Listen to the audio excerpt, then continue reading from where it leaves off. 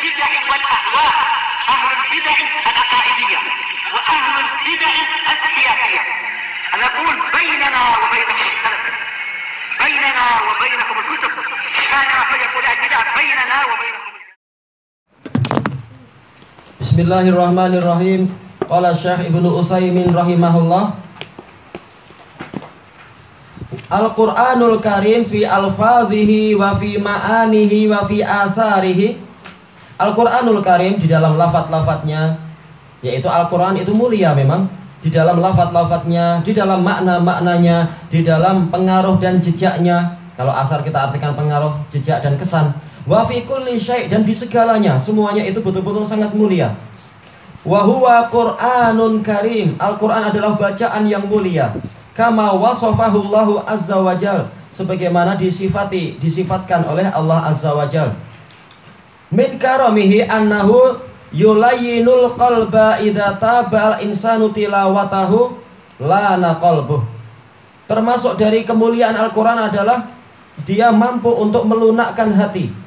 Apabila seseorang itu betul-betul mengikuti bacaannya, ada bacaan, dia betul-betul simak baik-baik, maka hatinya akan jadi lembut. Dan itu betul. Tayyib. Wa min karami aidan, termasuk dari kemuliaan Al-Qur'an adalah mahasala lil ummatil islamiyah bisa babit tamassuki bih minal futuhatil azimah. Termasuk kemuliaan Al-Qur'an juga adalah apa yang dihasilkan oleh umat Islam dengan sebab mereka berpegang teguh dengan Al-Qur'an itu. Apa itu? Yaitu kemenangan-kemenangan yang besar ketika mereka masih memegang Al-Qur'an. Setelah mereka memegang ilmu kalam, maka justru mereka hancur berantakan. Bahkan bukan mengalahkan lawan, bahkan lawan yang masuk ke negeri mereka, membunuh puluhan ribu orang, yaitu kisah perang Tartar itu. Demikian pula yang setelahnya kekuasaan semakin mengecil, sebagaimana kepercayaan muslimin kepada Al-Qur'an juga semakin mengecil. Walintisaratil hailah, dan kemenangan-kemenangan yang sangat menakutkan, hail, yaitu menakutkan lawan. Enggak pernah ada di dalam sejarah kehidupan manusia itu, baik Romawi ataupun Persia ataupun yang lain-lain. Bahkan sebelum Romawi dan Persia, yaitu Macedonia yang dianggap sebagai penguasa alam. Apa itu? Alexander the Great kata mereka. Padahal kalau kita lihat peta kekuasaan dia enggak seberapa besar. Cuma karena setelah mengalahkan beberapa negeri, seakan-akan dia adalah orang yang sangat hebat. Demikian pula yang kemudian mengalahkan dia, yaitu Hannibal, istilahnya katanya rajanya itu. Kekuasaannya hebat, tapi tidak sebesar punya si Alexander tadi. Dan ternyata setelah itu, yaitu kerajaan Romawi lebih besar lagi. Ternyata dan Romawi dikalahkan oleh Persia. Dan ternyata kekuasaan para sahabat adalah membentang dari yang paling ke barat, yang setelahnya tidak ada daratan lagi dalam jarak sekian ribu kilometer, yaitu Jabal Tariq, dengan yang sampai ke timur, ke wilayah Cina itu. Betul-betul kekuasaan yang nggak pernah dalam sejarah manusia ada yang kekuasaannya sampai seperti itu. Ini ketika Ketika kaum muslimin betul-betul berpegang teguh dengan Al-Qur'an. Nah, setelah mereka merasa ada jalan yang lebih baik, yang lebih pandai, ikut jalan orang barat. Padahal dulu orang barat dikalahkan oleh sahabat. Maka mereka memandang itu adalah caranya. Akhirnya memang mereka kalah dan betul-betul terinjak-injak di mana-mana, minta belas kasihan dan seterusnya. Ini sesuatu yang sangat menyedihkan. Wa qala ta'ala inna hadzal qur'ana yahdi lillati hiya aqwam. Allah Ta'ala berfirman, sesungguhnya Al-Qur'an ini membimbing kepada jalan yang lebih lurus. Jalan apa ini? Jalan mencari surga, jalan selamat dari neraka, jalan untuk mencari kebahagiaan, jalan untuk mendapatkan kekuasaan yang sebenar. Kalau orang memang dia ingin cari kekuasaan, jalannya ada dalam Al-Qur'an. Walaupun Allah Ta'ala melarang kita untuk ibadahnya adalah untuk mencari kekuasaan. Allah menyuruh kita mencari akhirat, bukan cari kekuasaan. Tapi orang yang dia memang mencari kekuasaan, sebenarnya kuncinya ada di dalam Al-Qur'an. Cuma kalau dia memang niatnya cari kursi, maka di akhirat dia nggak akan dapat apa-apa. Dan dalil-dalil banyak tentang masalah itu. Cuma jalan yang terbaik semuanya ada di dalam Al-Qur'an kalau mereka itu sadar dan percaya. Tayyib. Lalu bagaimana? Sementara kaum muslimin sampai sekarang banyak yang nggak percaya Quran, walaupun mereka membuka tafsir Quran. Masalahnya adalah keimanan dan juga ilmu. Tapi orang yang akidahnya lurus, yang betul-betul dia setia pada Al-Quran, Allah telah menunjukkan bukti-bukti mereka menang. Walaupun mereka tidak punya negara, tapi memang ketika peperangan selalu menang. Itu didapatkan oleh kaum muslimin ketika perang di Ambon. Orang kafir yang senjatanya hebat-hebat kalah itu. Demikian pula apa? Ketika perang di Yaman, ketika apa Ahlus Sunnah yang selalu diejek oleh orang-orang apa itu Jamaatul Jihad, diejek-ejek, kalian selalu pakai pena, karena memang kita sibuk dengan pen lah. Untuk apa kita sibuk dengan apa? Kita bukan tentara untuk sibuk dengan senjata, kita bukan pemberontak. Untuk apa? Untuk kemudian sibuk mencari senjata ini, senjata itu. Nah, kita diejek dengan apa? Dengan zawamil orang-orang Jamaatul Jihad itu. Kalian terus-menerus pakai pen. Sampai kapan kalian pakai pen terus? Kita katakan kita memang suka pegang pen, terserah kita loh. Dan ternyata apa? Orang yang pegang pen itu ketika perang mereka lebih hebat perangnya daripada orang yang tiap hari sibuk memikirkan senjata, memikirkan kerusi. Senjata, kerusi, senjata, kerusi, senjata, kerusi. Ternyata ketika perang lari, dan itu terbukti. Dan betul-betul banyak teman kita yang jadi saksi seperti itu. Justru orang-orang Jamaatul Jihad ketika perang melawan Rafidhah lari.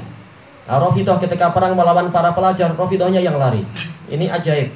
Nah, ketika perang kemarin itu memang apa? Yang mati dari kita wajar sekitar 113. Sementara yang mati dari Rafidhah 4.000. Ini yang nggak wajar. Gimana boleh seperti itu? Tapi itu yang terjadi, bukan dosa kita, dosa mereka. Itu menunjukkan apa? Kemenangan di sisi Allah, dan Al-Quran betul-betul telah menunjukkan jalan yang paling lurus. Barang siapa ingin mendapatkan kemenangan, jalannya ada di situ. Walaupun tidak masuk akal, Allah tidak harus mengikuti akal kalian. Kalau Allah menghendaki menang, menang saja. Dan buktinya banyak ditulis di daftar statistik kematian yang ada di apa itu? Di rumah sakit yang ada di Jeddah itu. Terbukti memang apa? Yang mati banyak sekali, Rafidhah ribuan. Sementara para pelajar yang mati hanya yang meninggal qadarullah wa syafa'al sekitar 113, dan itu wajar. Nggak punya senjata, nggak punya apa. Baik. Ini menunjukkan bahwasanya kemenangan memang di sisi Allah, dan barang siapa ingin menang, ambil petunjuk dari kalamullah, maka dia akan dapat kemenangan yang tidak masuk akal. Dan memang kita nggak perlu cari yang masuk akal. Kalau dihitung-hitung memang nggak akan masuk akal.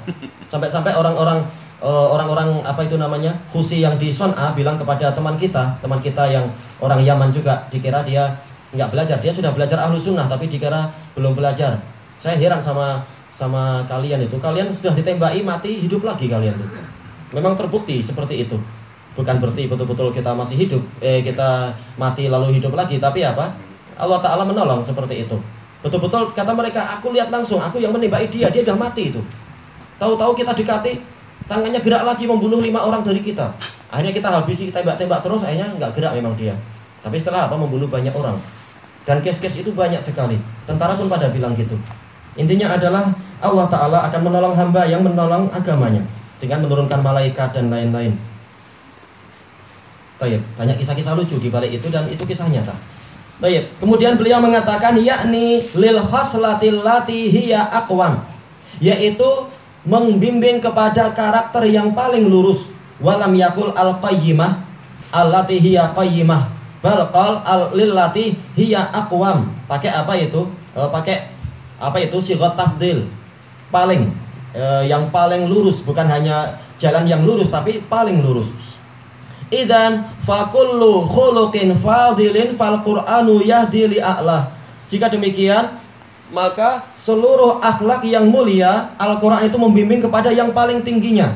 Bagaimana kedermawanan yang paling baik. Kedermawanan yang paling baik bukan menghabiskan seluruh harta gitu aja, tapi ada langkah-langkahnya, ada perhitungannya. Bagaimana keberanian yang terbaik. Keberanian terbaik bukan hanya sekedar menyerahkan nyawa, tapi apa? Ada perhitungannya, ada pertimbangannya, begini dan begini. Demikian pula bagaimana karakter kejujuran yang paling baik. Kejujuran yang paling baik bukan semata-mata kita jujur bahkan kepada lawan, itu bodoh namanya. Tapi apa? Dipertimbangkan kapan saatnya jujur, kapan saatnya untuk kita tipu dia, dan seterusnya. Dan seterusnya dan seterusnya. Ada apa? Karakter-karakter yang paling baik dan paling tinggi di dalam Al-Quran. Kullu mu'amalatin hasanah fal Qur'anu yahdi li ahsaniha. Seluruh muamalah yang baik, pergaulan yang bagus, Al-Quran membimbing kepada yang terbaiknya. Kullu ibadatin mustaqimatin fal Qur'anu yahdi li aqwamiha. Setiap ibadah yang lurus, Al-Quran itu membimbing kepada yang paling lurusnya. Wahalum majaro, dan demikian seterusnya. Lillati hiya aqwam, kepada karakter yang paling lurus. Tayyib ilahuna wallahu a'lam.